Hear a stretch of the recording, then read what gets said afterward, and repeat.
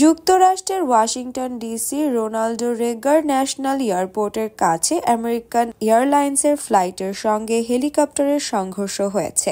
এতে বিমানবন্দরের সব উড্ডয়ন ও অবতরণ সাময়িকভাবে স্থগিত করা হয়েছে। বৃহস্পতিবার ফেডারেল এভিয়েশন অ্যাডমিনিস্ট্রেশনের বরাত দিয়ে এ তথ্য জানিয়েছে দেশটির সংবাদ মাধ্যম। প্রতিবেদনে বলা হয়েছে, স্থানীয় সময় রাত ৯টার দিকে রেগান ওয়াশিংটন ন্যাশনাল এয়ারপোর্টের রানওয়ে ৩৩-এর কাছে যাওয়ার সময় এ দুর্ঘটনা ঘটে। এ ঘটনায় তদন্ত চলছে বলে এক বিবৃতিতে জানিয়েছে ফেডারেল এভিয়েশন অ্যাডমিনিস্ট্রেশন। মার্কিন সেনাবাহিনীর ব্ল্যাক হক হেলিকপ্টারের সঙ্গে এই সংঘর্ষ হয়েছে। ফ্লাইটটিতে ৬০ জন যাত্রী এবং ৪ জন কেবিন ক্রু ছিলেন।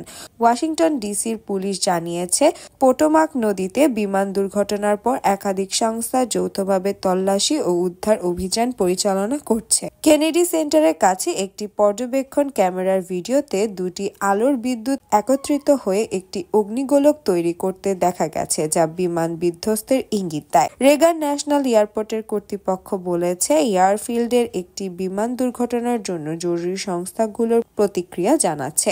তবে এখনো পর্যন্ত বিমানের ধরন, আরোহীদের সংখ্যা বা ক্ষয়ক্ষতির বিস্তারিত কোনো তথ্য প্রকাশ করা হয়নি।